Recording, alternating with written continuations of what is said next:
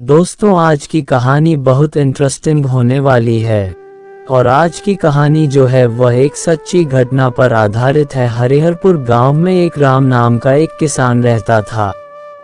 वह बहुत ही गरीब परिवार से था। वह शादीशुदा था और उसकी एक छोटी सी बेटी थी जिसका नाम सुशीला था। उसके पास खुद का खेत तो नहीं था, लेकिन वह दूसरे के खेत में जुताई बुवाई करता था। राम अपनी बीवी बच्चों से बहुत प्यार करता था। राम की पत्नी एक जमींदार के यहाँ काम करती थी। राम की पत्नी काम करके पैसे इकट्ठा करती थी। वह कुछ पैसे घर लेकर आती तो थी, लेकिन उसका पति दारू पी के बर्बाद कर देता था। राम की पत्नी राम से बहुत ही परेशान रहती थी। राम की पत्नी कहती थी, ना जाने कहाँ से ये लत पड़ गया। लेकिन राम को ये बात समझ में नहीं आती थी। उसकी पत्नी हमेशा समझती थी कि दारू पीना छोड़ दो, लेकिन राम नहीं छोड़ता था। एक दिन की बात है। राम एक दिन के घर की तरफ आ रहा था, लेकिन रास्ते में उसका एक्सीडेंट हो जाता है। राम की पत्नी को जब ये बात पता चलती है तो राम की पत्नी दौड़ी हुई भाग कर आती है। अब तो राम के पत्नी के पास उतने पैसे नहीं होते हैं कि वह राम का इलाज करा सके, लेकिन राम की पत्नी उसी गांव के जमींदार से कुछ पैसे ले लेती है ताकि राम का इलाज करा सके। धीरे धीरे कुछ महीने बीत जाते हैं। इधर राम तो ठीक हो जाता है, लेकिन फिर भी वह सुधरता नहीं है, दारू पीना छोड़ता नहीं है। राम की पत्नी बहुत कोशिश करती है कि राम दारू छोड़ दे, लेकिन राम नहीं छोड़ता है। एक दिन जमींदार का पैसा ना चुका पाने से जमींदार राम के घर आ जाता है। उस दिन राम घर पर नहीं था। राम की पत्नी को अकेला पाकर जमींदार उससे पैसे मांगने लगता है, लेकिन राम की पत्नी के पास पैसे ना होने के कारण उस पर बहुत जुल्म करता है और उसे मारने की धमकी देता है। राम की पत्नी बहुत उदास हो जाती है और कुछ कर नहीं पाती है। लेकिन एक दिन की बात है जब राम की पत्नी को रात में एक सपना आता है। उस सपने में राम की पत्नी ये देखती है, उसके सपने में एक देवी मैया आकर दर्शन देती हैं और राम की पत्नी से यह कहती हैं कि तुम आने वाली छठ पूजा में मेरा व्रत रखो और मेरा पूजा अर्चना करो, मैं तुम्हें धन दौलत से मालामाल कर दूंगी।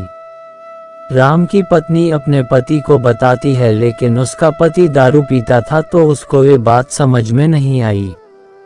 धीरे धीरे समय बीतता गया और छठ पूजा का त्योहार भी आ गया, लेकिन राम की पत्नी को यह नहीं पता था कि छठी मैया का पूजा अर्चना कैसे किया जाए। राम की पत्नी के पास पूजा करने का सामान खरीदने का पैसा नहीं था।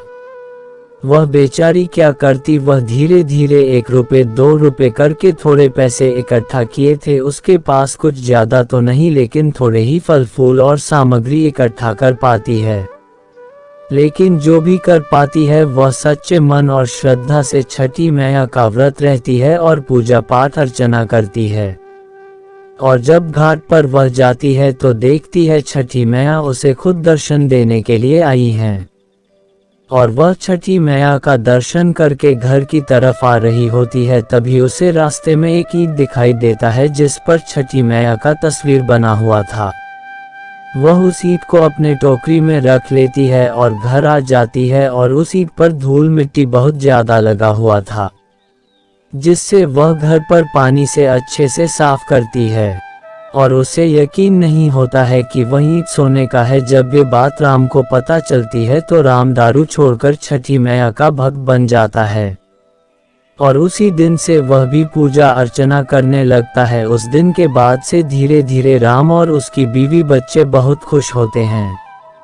जमींदार का पैसा जो बाकी था उसे भी चुका देते हैं और उस ईंट को बाजार में बेचकर वह धीरे धीरे अमीर बन जाता है और एक अपना छोटा सा होटल का दुकान खोलता है, जिससे वह ढेर सारा धन इकट्ठा कर लेता है और गरीब लोगों की मदद करता है। भूखे बेसहारा लोगों को खाना खिलाता है। और इसी तरह ये कहानी राम की घटित हुई थी, जो इस कहानी में हमने आपको बताई है। और आप भी छठी मैया से प्यार करते हैं तो हमारे चैनल को सब्सक्राइब करिए, लाइक करिए, शेयर करिए और कमेंट करके बताइए कि हमारी कहानी आपको कैसी लगी। यह वीडियो आप लोग देख लेते हैं लेकिन सब्सक्राइब नहीं करते हैं। कृपया आप लोग सब्सक्राइब करिए और हमारे चैनल को सपोर्ट करिए। धन्यवाद दोस्तों।